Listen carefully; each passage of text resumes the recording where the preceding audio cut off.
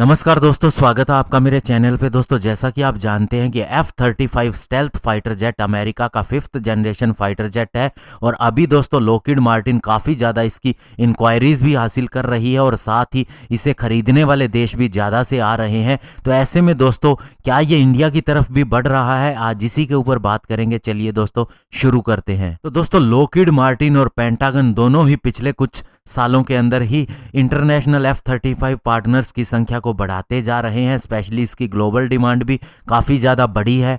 Norway भी F-35 programme के साथ जल्दी ही आगे बढ़ रहा है। साथ ही डेनमार्क ने भी अपना पहला F-35 फाइटर जेट हासिल किया है और जापान भी इसकी एक नई $multi-billion डील करने वाला है। लेकिन दोस्तों इंडिया के बारे में क्या कहा जाए, जब यूएस के साथ में उसका कनेक्शन बहुत ही अच्छा है। स्पेशली चाइना के थ्रेट को देखते हुए हम यूएस के साथ में आगे बढ़ रहे हैं और हम अपना मॉडर्नाइजेशन भी कर रहे हैं, चाहे वह हमारी एयरफोर्स का हो, नेवी का हो। और साथ ही हमने यूएस के साथ इस क्षेत्र में भी इंटरऑपरेबिलिटी बढ़ाने के लिए कोऑपरेशन किया है और हमने पहली बार B-1 बॉम्बर को भी होस्ट किया।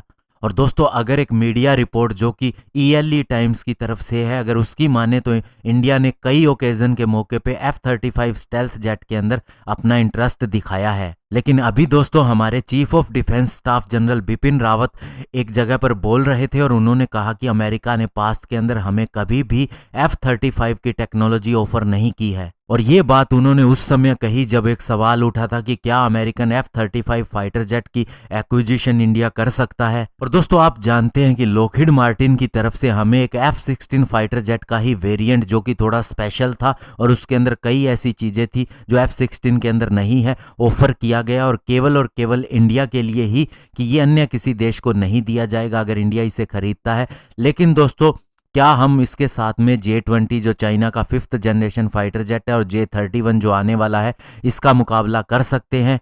तो यही कारण है कि किसी मौके पे अमेरिका चाहता होगा कि F-35 फाइटर जेट भी इंडिया को ऑफर किया जाए, स्पेशली चाइना से निपटने के लिए। और दोस्तों जहां तक F-35 फाइटर जेट की बात है तो ये एक 5th जनरेशन फाइटर जेट है और हम जानते हैं कि 5th जनरेशन फाइटर जेट की कैपेबिलिटी क्या होती है। और अगर ये हमारे पास होता है तो डेफिनेटली हमें चाइना के ऊपर एक बड़ा एज मिलेगा। लेकिन दोस्तों चाइना के साथ हमारा फुल फ्लैश वार अभी होने की कोई संभावना दिखती नहीं है और इंडिया जिस तरह से AMCA के ऊपर काम कर रहा है, बहुत ही अच्छा काम हो रहा है। लेकिन ऐसे में अगर 36 राफेल खरीदे जा सकते हैं तो 36 F-35 भी खरीदे जा सकते हैं। लेकिन बहुत सी जगहों पर F-35 के लिए भी कई देशों से शिकायत आ चुकी है और इसके लिए हमें नए सिरे से एक इंफ्रास्ट्रक्चर भी डेवलप करना पड़ेगा और कभी भी हमने US फाइटर जेट इस्तेमाल नहीं किया है।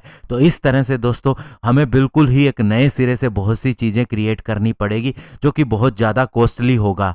और अभी जो हमने राफेल फाइटर जेट खरीदा है तो हम बहुत ज़्यादा चाइना का नुकसान कर सकते हैं इस फाइटर जेट के साथ ही। और चाइना का J-20 कितना कैपेबल है इसके बारे में भी बहुत सी रिपोर्ट्स आ चुकी हैं जो बताती हैं कि ये बिल्कुल ही फेक फाइटर जेट है या फिर अभी तक पूरी तरह से सही तरह से अपनी परफॉर्मेंस नहीं दे पाया है। तो इसी लिहाज से देखा जाए तो नहीं लगता कि F-35 फाइटर जेट जल्दी ही इंडिया आएगा या कभी फ्यूचर में आएगा। लेकिन AMCA जरूर आएगा और जो कि इंडिया का अपना 5th जनरेशन फाइटर जेट होगा और इसी से चाइना को पूरी तरह से टक्कर देने में हमें मदद मिलेगी। धन्यवाद। जय हिंद।